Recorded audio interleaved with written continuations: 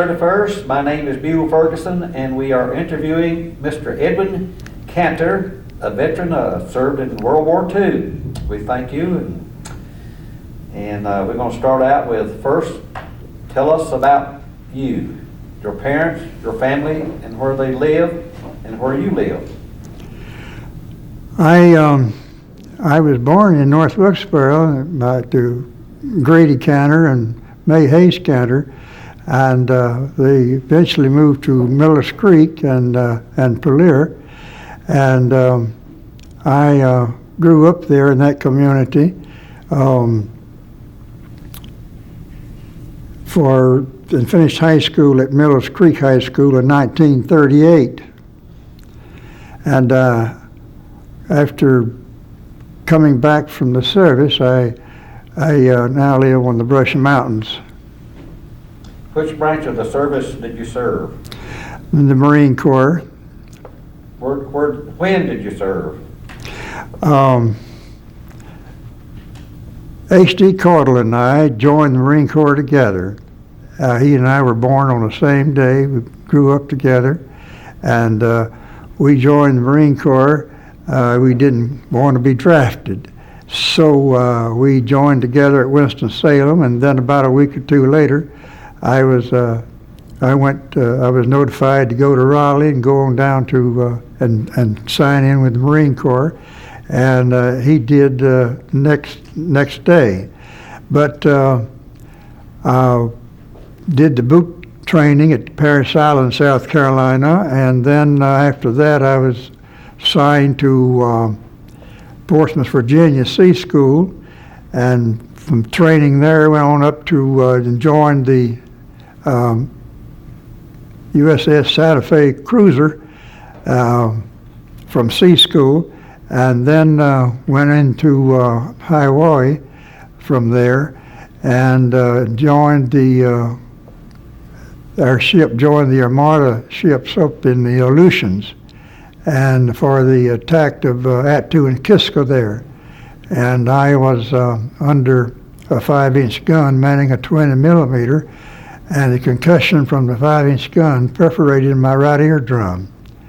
So I was signed back to the States, to the Camp Elliott in California, and went through further training there and specialized in machine gun training, and then to the Transit Center in Hawaii and near Pearl Harbor.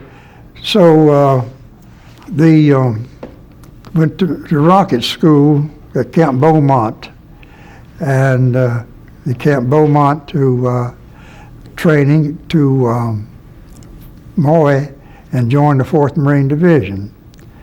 From our first battle was on Saipan, and then in June to July, from June 9, July 19, Saipan, and then about 2 or 3 weeks later we went to Tinian, and we finished there in August, I believe it was, and then February the 9th we landed on Iwo Jima. Okay, let's stop right there. A lot of these questions are sort of in here, what you're talking about. Yeah. You just answered about 5 of them right there, so let us sort of catch up with where. Okay. I'm going to ask you about, do you remember Pearl Harbor? All right. Where were you? Give me a cutoff sign or something, whenever you want me to stop. That's fine. We'll take them in order. Okay. Do you remember Pearl Harbor, and where were you when you received the news, and what were your feelings? Let's make it sort of, compact, sort of soundbite like. On the December 7th, 1941, the weather was nice and warm, and we were sitting on my dad's front porch in Pelear. And Arthur Nichols from the Marine Corps and Von Cook from the Corpsman of the Navy were visiting there in the community. Arthur was raised there, and he was a cousin of mine. and we heard the announcement that Pearl Harbor had been attacked, and Arthur immediately said, "We've got to get back to base." And that brought a funny feeling of some sort, anxiety over all of us, and we knew that we were going to be at war. Okay, what was the, why was there rationing, and on what items, and how did civilians get involved in the war effort? Well, civilians got in the war effort, and this is where a nationalism developed across our whole land. It was a great feeling to know that every family was involved one way or another, had somebody in service from their family, or either they had taken jobs in war plants and whatever, and to help supply the needs of the servicemen.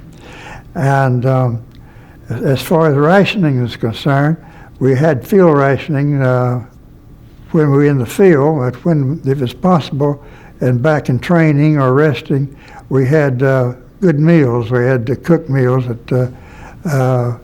there. Were you married at the time? No, I was single. I was age 21. Okay. You just answered the next question. You've already answered the what branch of military, so we got that. Where were you trained? You told us about that. Did you have any interesting experiences in training? Anything unusual in the training? Was it difficult or as hard as you thought? Well, it was probably the most difficult was in boot camp in Parris Island, South Carolina. I was down there in July and August and September, and that was a hot, humid time, and that was the most difficult phase of my training, I believe. Okay, was it difficult to go from civilian life to military life? Well, not particularly at that time. It was a definite change of living, and then taking orders all day and working all day. And I did have an experience at Parris Island I thought was interesting.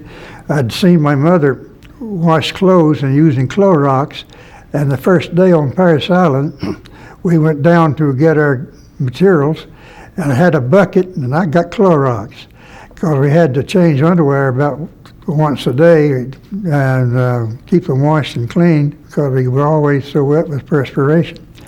And next morning when I got up to go out the door, I was going to hang my underwear on the line outside, and when I pulled them out, there's just a bunch of big holes. Okay, we're gonna catch back up now where I cut you off there. You were talking about being in Iwo Jima, I believe it was. Were you in combat? Any interesting experiences that you might like to tell us about in the combat situation? Well, the one or two things that still haunts me a bit is on one of the islands, Saipan or Tinian there, where we had pushed to the upper end, to the cliffs, and rather than to come in and surrender to the Americans, Army and Marines, they would jump off the cliff, and some ladies would sit on the edge of the cliff and comb their hair and hold a baby in their arm and jump off the cliff, and that has been a haunting experience. Do you believe in the justness of the World War II, and what is your feeling toward the war now? In World War II, we were attacked, and our defense had to be in such a way that we got involved with the European nations who were being taken over seriously by Germany and their allies. In today's war, I feel like that we have to protect and take care of our military men in service, regardless of how we feel, how we got into it. We have our people there that must be protected and given as much attention that we can give. Okay. If it's possible, what would you identify as the positive long-range effect of World War II?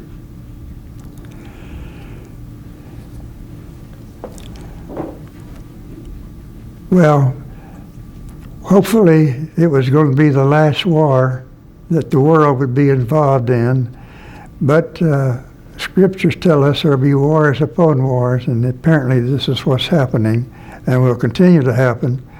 The World War II, I thought, brought our country together closer than I had ever experienced or experienced since, because as I mentioned a moment ago, that the feeling of nationalism was so great that we had to take care of each other and keep of our loved ones and those we were not acquainted with. They were part of our family, so to speak.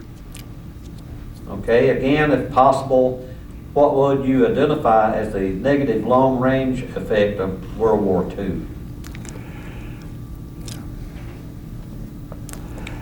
I don't know that the negative effect that came out would probably come from Russia with their leaders that created an ill feeling with communism, that created problems for the world, and which helped to create the situation in Cuba, our next door neighbor, where we should be a friendly state with each other. And I feel like was the most serious thing that occurred. Do you remember the dropping of the atomic bomb? What was your reaction? At the time, did you feel that dropping the bomb was necessary? Well, or are you feeling the same now?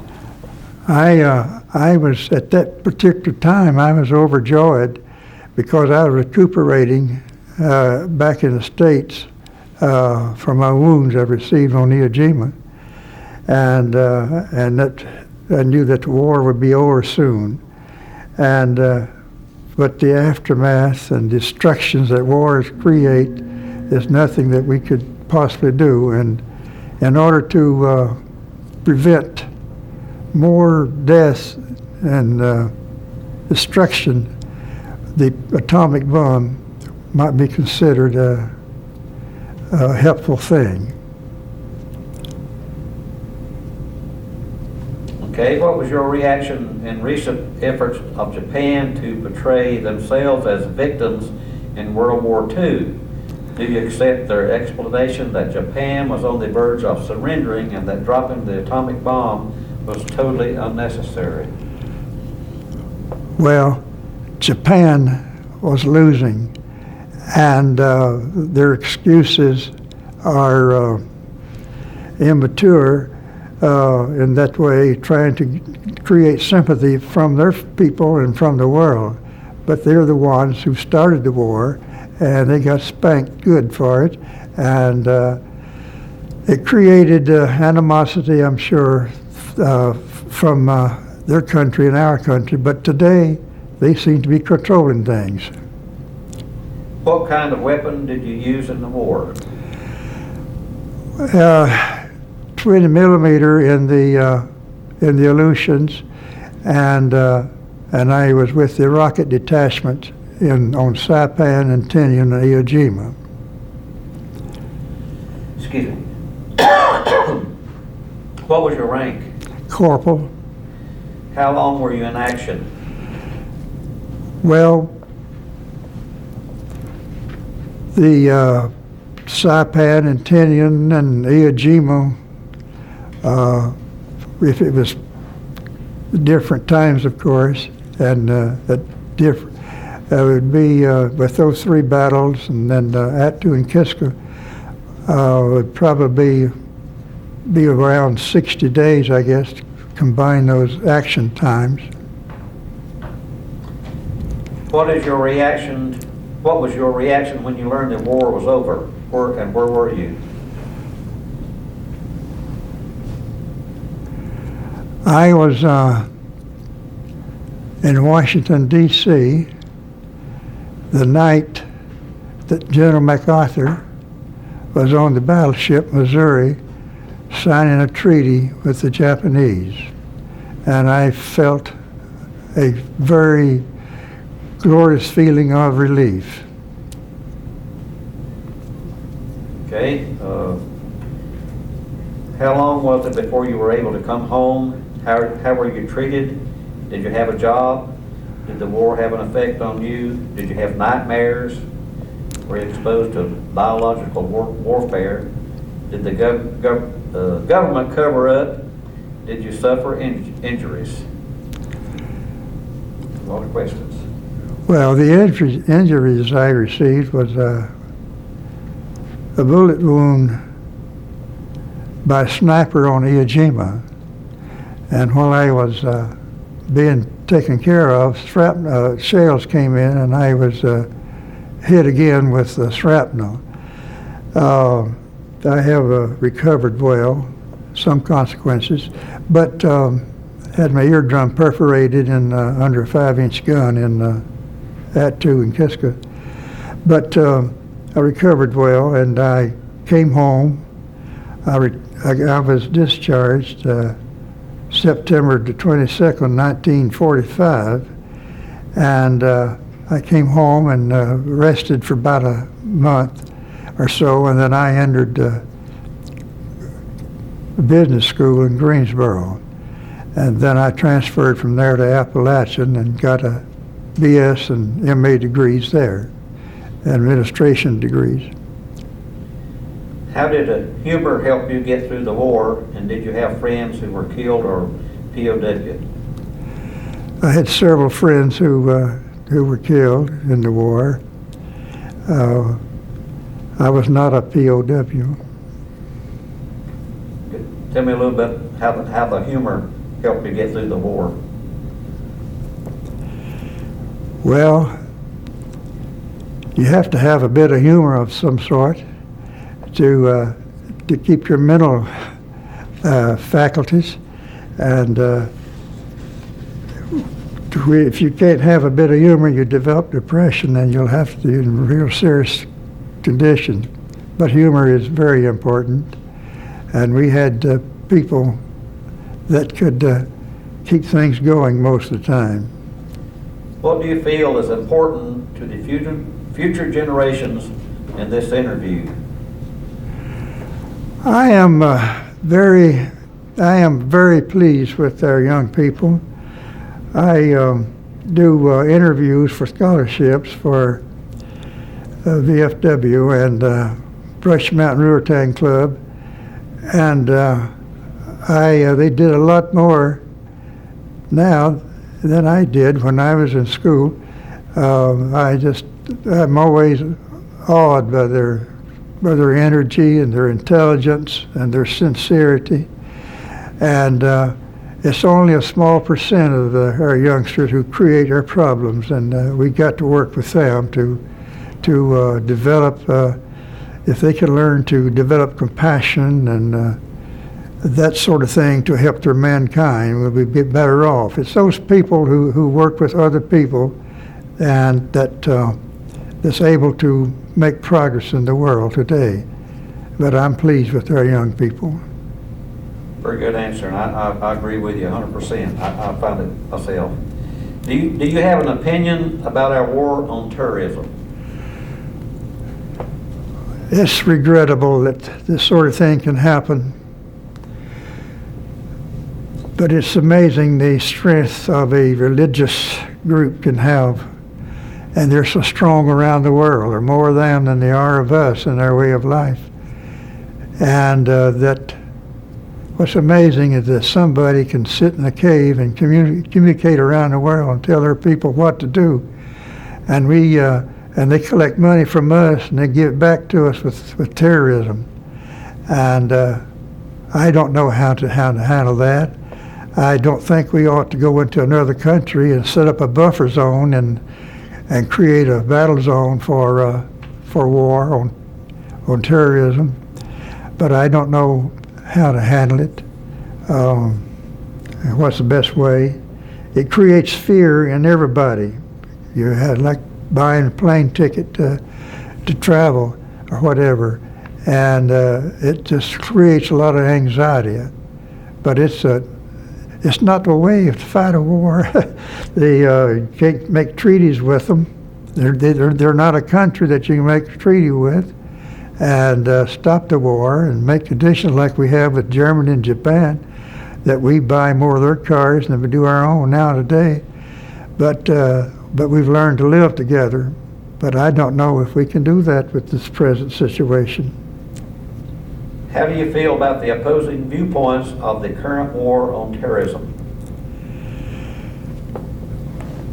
Well, it helps to give balance to the situation. It's not like creating a nationalism like we had in World War II, when we were all being attacked and defending our freedom and our way of life. And this is a different type situation. It's going to be hard to handle. But somebody has to be opposed. Does the American opposition weaken our effort in Iraq? I think it perhaps does. It creates a philosophy that some of our people might be on their side when it's not that way. It's not that way at all. And I think the negative reaction that might get is that it was the wrong way to go into war.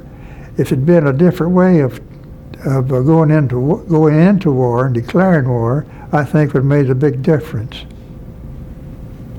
Okay, let's see here. Do you think it's okay if this film is made available in the facility at our libraries for historical purpose?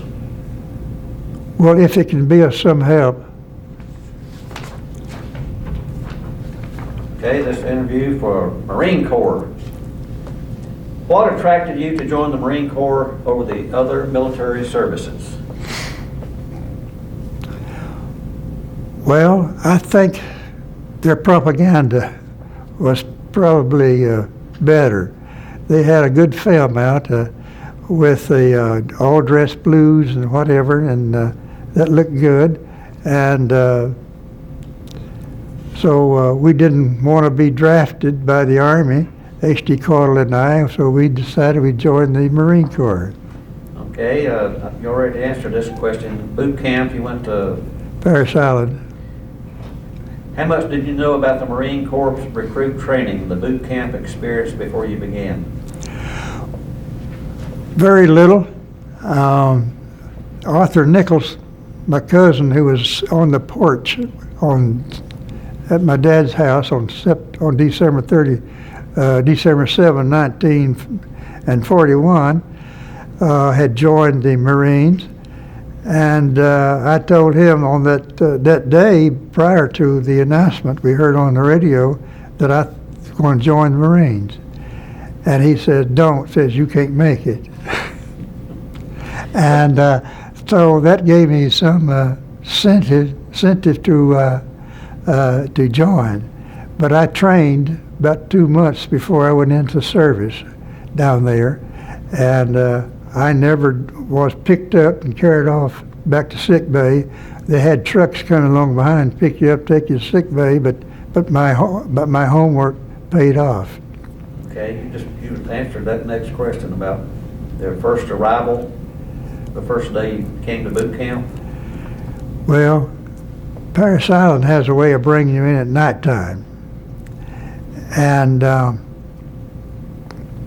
so it was the next morning that we went down and got our stuff at the PX, and I got my Clorox to wash my underwear and shirts in, and the big holes that came in my clothes when I let them stay too long and used too much Clorox. Okay,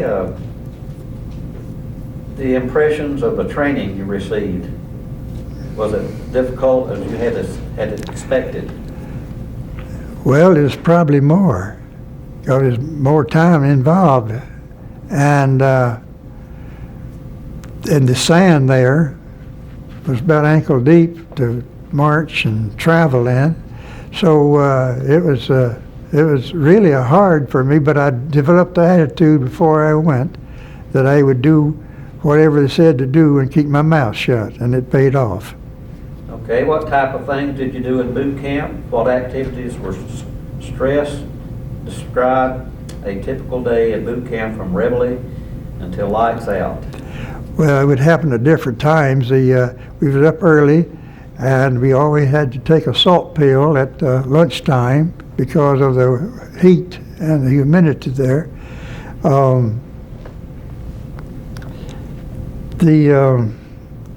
We were working on most of the time while we were there.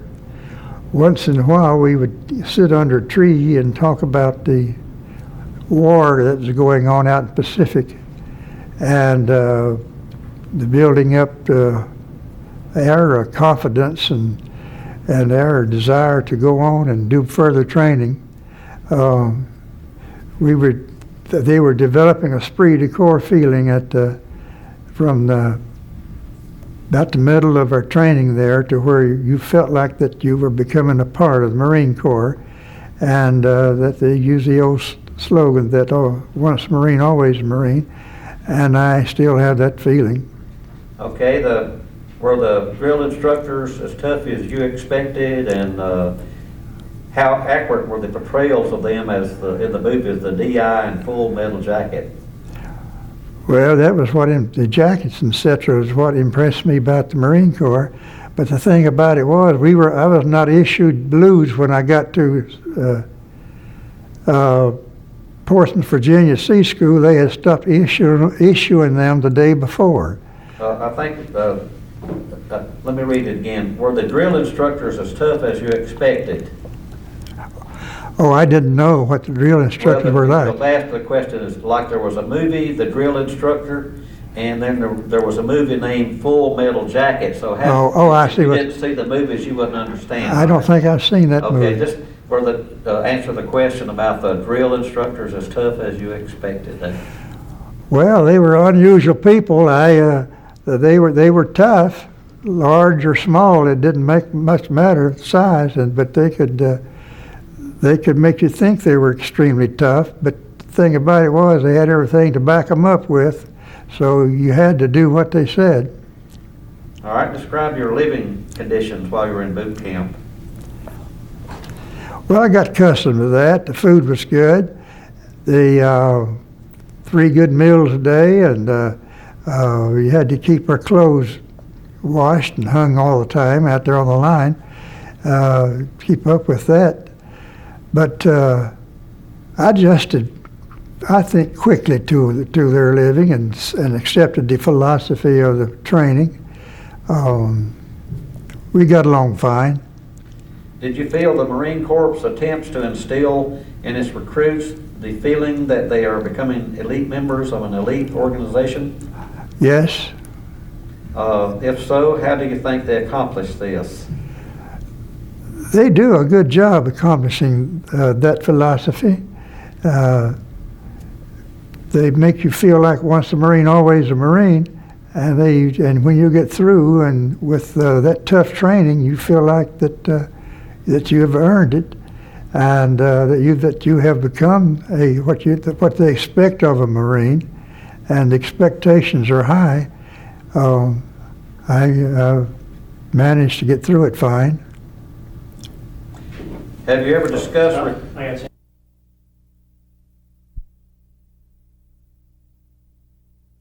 And he said he was in the Marine Corps and said he was a Hollywood Marine. If you ever discuss recruit training with veterans from other branches of the armed forces, what is your opinion of the recruit training you received versus that which they received? How did it differ, or was it similar?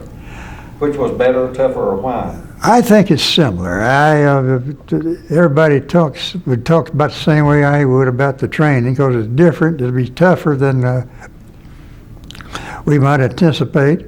But I think most training, Air Force, Army, Navy,